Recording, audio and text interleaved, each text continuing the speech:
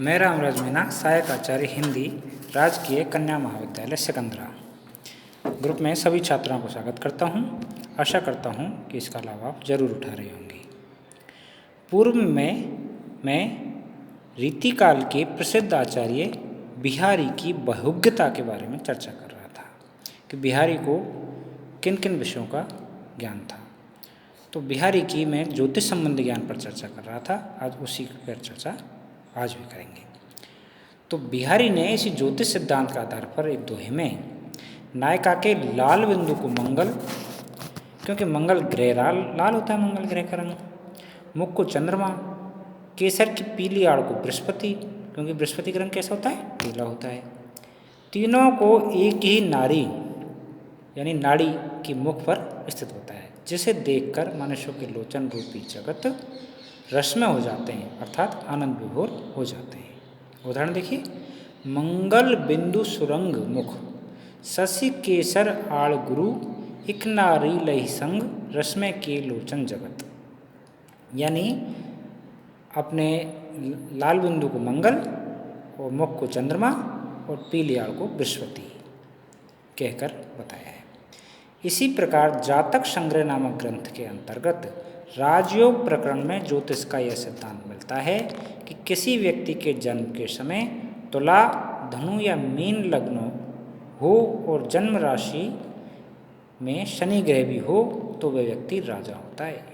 ऐसा जातक ग्रंथ संग्रह नामक ग्रंथ में मिलता है कि अगर किसी व्यक्ति के समय ये बात हो कि जन्म के समय तुला, धनु या मीन लग्न हो और जन्म राशि में शनि ग्रह भी हो तो व्यक्ति क्या बनता है, राजा बनता है। बिहारी ने ज्योतिष के इसी सिद्धांत को आधार बनाकर लिखा है कि नायका के नेत्र रूपी मीन लग्न में कज्जल रूपी शनि ग्रह की स्थिति पड़ जाने से इस शुभ अवसर पर नायक नायिका की आंखें मिलते ही नायक के हृदय में स्नेह रूपी पुत्र उत्पन्न हो गया है। अब यह स्नेह रूपी पुत्र नायिका के शरीर रूपी स्वदेश अथवा सार्वभौम राज्य को पाकर क्यों न उसका भोग करेगा। उदाहरण देखिए, शनि कज्जल चख झक लगन, उपजो सुदिन स्नेह, क्यों न नृपति भय भोग वे, लही सुदेश सब देह। इसी प्रकार ज्योतिष शास्त्र के अंतर्गत सूर्य पथ के 12 भाग माने जाते हैं और प्रत्येक भाग को राशि कहते हैं।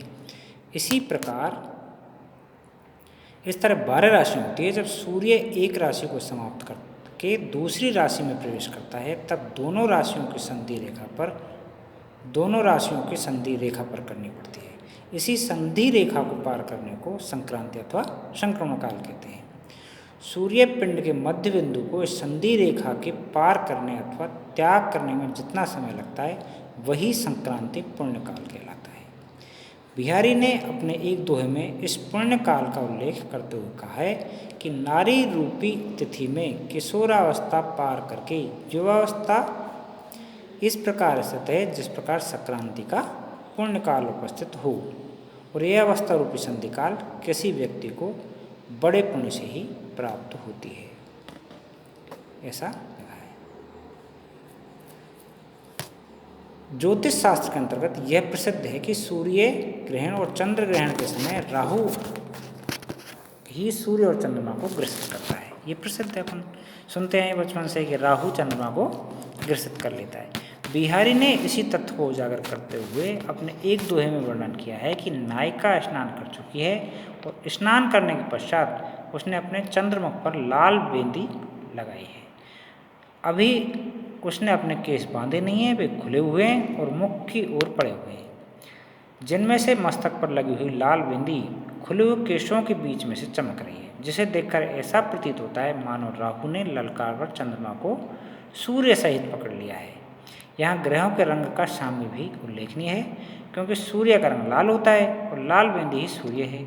मुख गौरवर्ण है जो चंद्रमा की चांदनी का द्योतक है और राहु का रंग काला होता है, अतः नायिका के केश काले रंग वाले राहु के द्योतक है। उदाहरण देखिए, भाल लाल बेंदी दिए, छुटे बार छवि देत, गहो राहु अति आहु कर, मन शशि सूर समेत। यानी सूर्य समेत उसको जकड़ लिया है। बहाल लाल बेंदी किए, छुटे बार छवि देत, गेहो राहु अति आहु कर, मन शशि सूर समेत।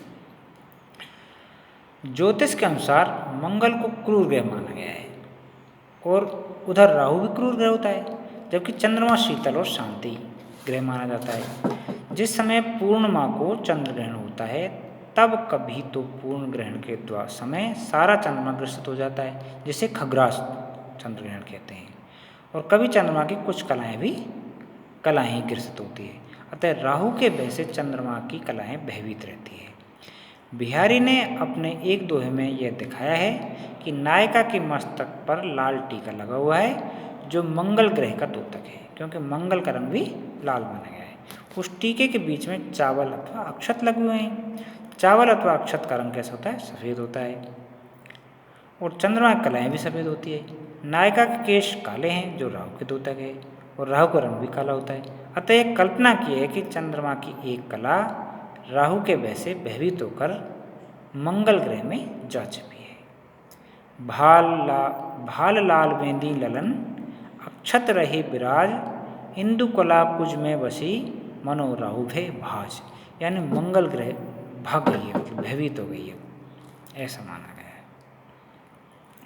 ज्योतिष के अनुसार बुध को चंद्रमा का पुत्र माना जाता है। इसी मान्यता को आधार बनाकर बिहारी ने अपने एक दोहे में यह दिखाया है कि नायिका ने अपने ललाट पर हीरा जड़ी लाल बेंदी लगा रखी है। अतः उसे देखकर ऐसा प्रतीत होता है कि चंद्रकला की अंतर्दशा मंगल की महादशा में भोग कर रही है। मंगल पुरुष है और चंद्रमा चंद्रकला क्या है? स्त्री। अतः दोनों के संयोग से बुध यानी हीरा का जन्म होता है, और पूर्ण चंद्रमा अपने पुत्र बुध को गोद में लेकर खिला रहा है। उदाहरण है, तिये मुख लखी हीरा जरी बेंदी बड़े विनोद सुत स्नेह मानो लियो विधु पूरन बुधु गोद। यानी उसको गोद में लेकर खिला रहा है। ज्योतिष के लोग पुत्र उत्पन्न होने पर उसकी जन्म कुंडली की रचना करके उसके ग्रहों पर विचार किया करते हैं, और कुछ ज्योतिष के लोग ऐसा करते हैं। यहाँ बिहारी ने दिखाया है कि ज्योतिषी की पत्नी ने पुत्र को जन्म दिया है, और ज्योतिषी जी तुरंत उसकी जन्म कुंडली बनाकर उसके ग्रह पर विचार करते हैं, तो उन्हें अत्यंत विषाद होता है, क्योंकि उसके ग्रह बताते हैं कि बालक कैसा है? पितृघाती होगा।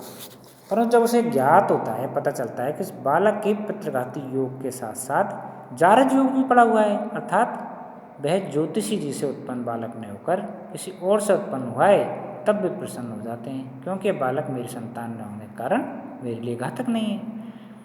चित्त पित्त मारक जोग गनी भयो भय सुत सोग फिर हुलसो जिये जो इसी समझ जारज जोग। ज्योतिषी गणना का अनुसार ये प्रसिद्ध है कि अमावस्या की रात्रि में अत्यधिक अंधकार होता है।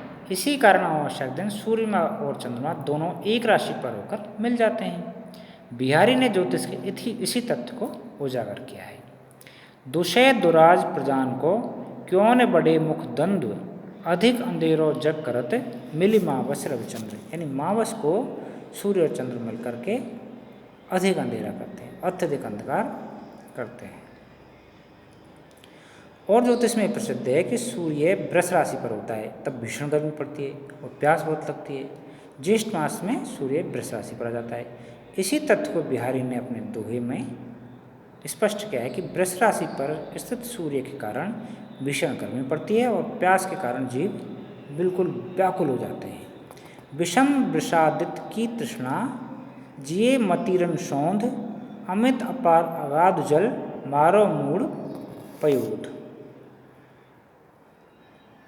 और ज्योतिष में प्रसिद्ध है कि मंगल शनि राहु आदि क्रूर अथवा खोटे ग्रह है, किसी को कष्ट पहुंचा करते हैं। ज्योतिष लोग उनको जप करके, दान दे करके, अनुष्ठान करके करने की राय देते हैं। संसार में ये होता है जब अच्छे ग्रह रहते हैं तब कोई कुछ नहीं करता, और खोटे ग्रह क्या होता है? खोटे ग्रह होते तो कुछ दे करके उपाय करते हैं, जिनसे इन ग्रहों का प्रभाव कम हो जाता है। बिहारी ने इसी तथ्य को स्पष्ट किया है जो प्रसिद्ध दोहा है कि बसे बुराई जासुतन ताही को सम्मान भलो भलो कहीं छोड़िए खोटे ग्रह जब दान। यानी भलो भलो ग्रह करके खोटे जो ग्रह होते हैं उनको जब दान करके लोग दूर करने के लिए उपाय करते हैं। तो आज हम इतना ही चर्चा करेंगे।